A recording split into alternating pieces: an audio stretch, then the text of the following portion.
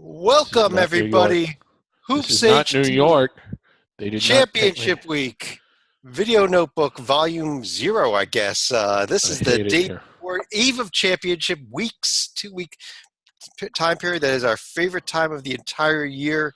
Conference tournaments will be starting on Monday the 26th. We are recording this Sunday evening the 25th, and we got not that much to go over today. There was a ton of news in college basketball over the past weekend. We will talking a lot more about that tomorrow night when we do our regular Hoops HD report show. And hopefully Hoops HD moving to a new home. This is going to blow your mind. This is one of the miracles of live on tape delay. Like, you're watching this on Hoops HD and it's back up to normal, but like live, so it looks like this. This is what it looks like now that we're recording this, only it doesn't look like this because while we're on tape delay, we're live and the site is back to normal. How does that work? I've been trying to figure this out for about a half hour, Chet. Yeah, we do ask everybody bear with us. We are experiencing some difficulties with the site. We actually had a major problem last week. As a result of that, we are migrating to another host. Going to take about hopefully less than 24 hours, but very soon our new site will be up and running with all our content restored to it. But do follow us on Twitter and on Facebook. We'll be posting everything there until we are back up. If it does take longer, then but we are back up. But we're not. If you're also a regular on YouTube, I would also strongly suggest you subscribe to Chad Sherwood's channel because he does have all of the podcasts up there. Right, and I'll link them on Twitter and on the Facebook page as well. If you don't see it there, you can find it. But we're working on it. We are working very hard on this stuff. But this is our video. Just very briefly, what we're going to be doing we're going to be having a podcast, David, every night from here on out. Yes. And what we're going to be doing in these podcasts is going over some news and notes that's been going on. We're going to be reviewing conference tournament games, previewing, updating the survival board that is maybe on the website, hopefully up there somewhere. Who knows? And we're going to be getting updates from you in the Puppet Bunker. I don't understand. Okay, for starters, earlier today, some men showed up at my place and they had said, we are here to take you to New York. The selection committee wants you to work with them, which makes perfect sense. And, they said, we've got you on a private jet, also making perfect sense. But instead, they took me back to the Puppet Bunker. I don't understand how this enhances how this makes the show better, how it makes championship week better, how it enhances anyone's enjoyment of anything. And like, Joe Lunardi's not in an actual bunker. Like, he's not sleeping on a cot with a pail of water in his bunker.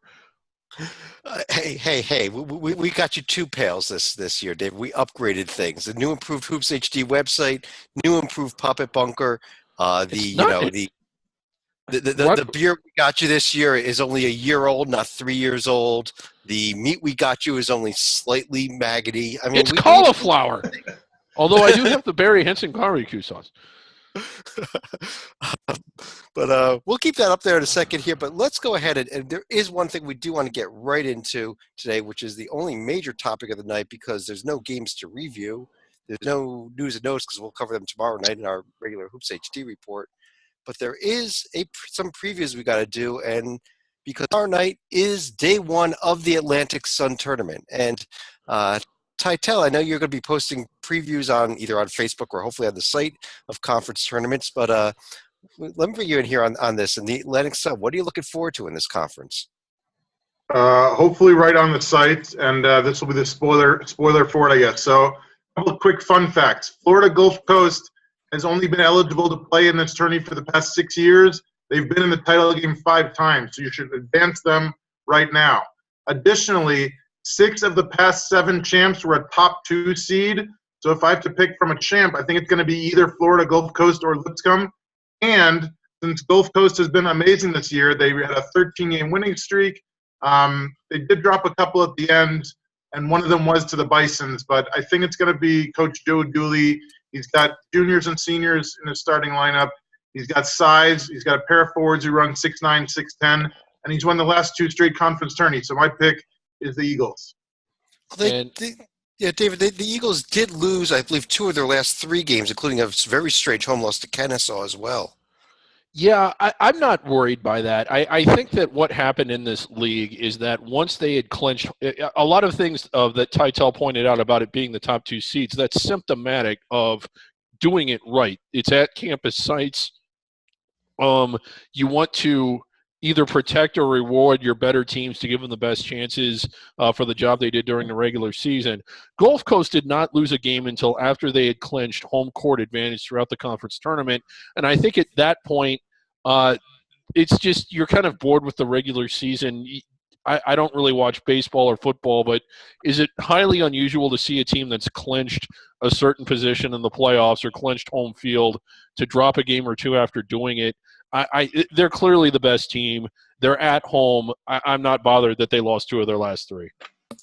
Stalika, I would say that Gulf Coast and Lipscomb very good chances to win tomorrow night against 2 sub-300 teams there in Upstate and Stetson. But what about the other 2 games? Could we see an upset in the Kennesaw-Jacksonville game or the North Florida NJIT game?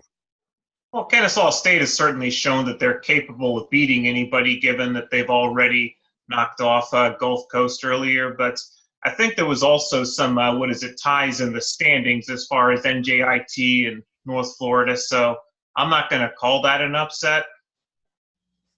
But I still would probably say NJIT and Jacksonville probably win their openers. But as far as you're calling all chalk tomorrow then? For tomorrow, but I do think it starts to get interesting when we get to the semifinals Thursday, because let's not forget, 2 years ago, I think it was North Florida who had actually run roughshod through the conference, and Gulf Coast actually laid a beat down at North Florida. So this is a chance for the Ospreys to possibly enact a little revenge if they're able to get that far. I am calling chalk all the way through. I think the home teams go 7-0. Yeah. I mean, when I look at how this is laid out, as unlikely as that is, it wouldn't shock me at all. I'm going to call a little bit of an upset here. I'll give you my predictions right now, and I just looking more and more at this bracket. I like it. I'm calling a little bit of an Al Skinner upset here. At least tomorrow night, knock it off Jacksonville. I think they could give Lipscomb a game. End of the day, I will call Gulf Coast to win the whole thing. But if somebody's going to make a little noise from the bottom 4 seeds, Kennesaw is the team I think to look out for. I have a question. Can you clarify something? I realize we have the bracket drawn up here. They do not reseed the field the way the Northeast Conference does. Is that correct?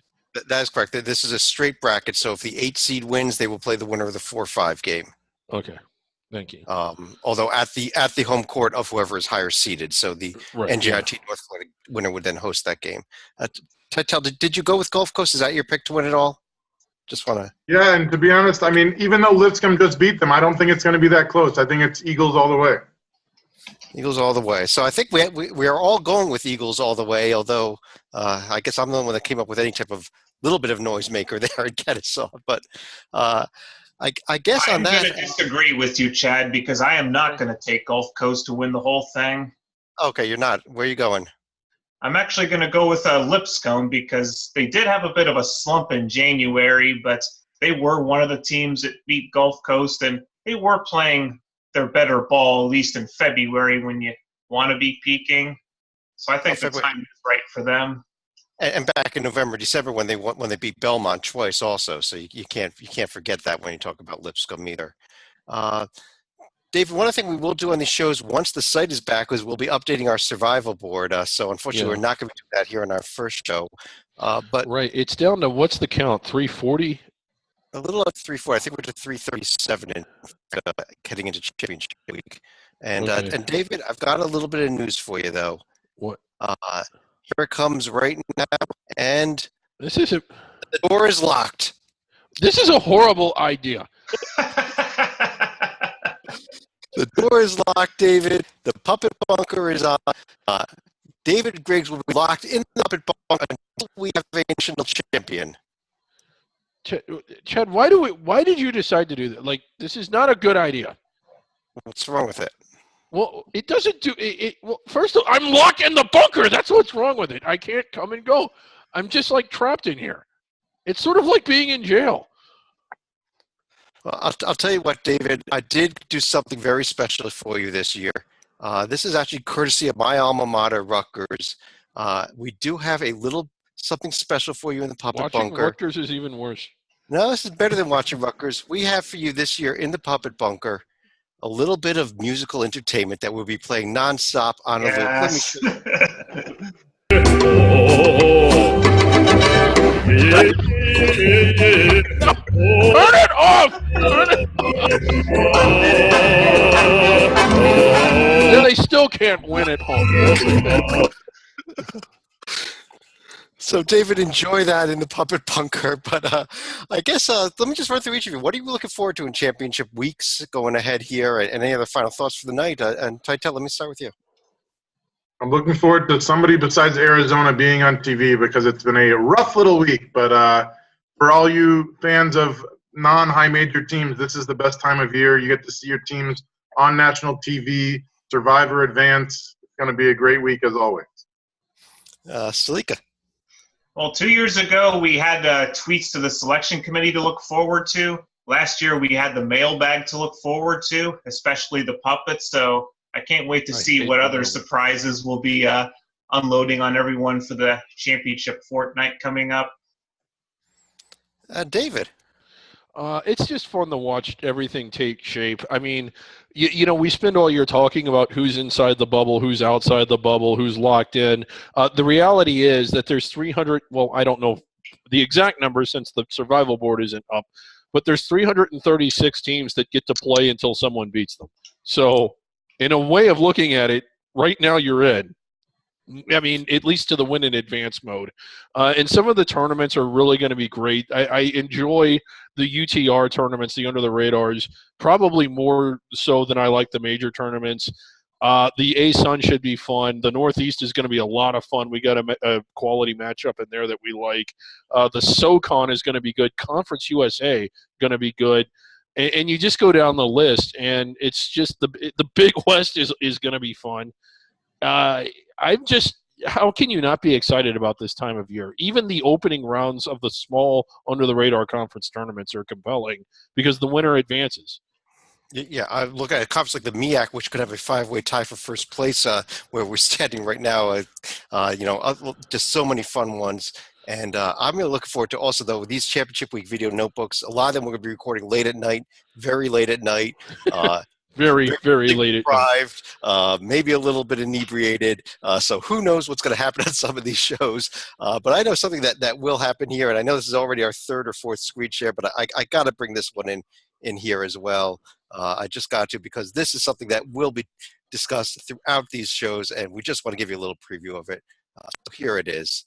Hey folks, there's two things that get me excited. Saluki victories and barbecue. And boy, do I have a deal for you. Barry Henson's barbecue sauce.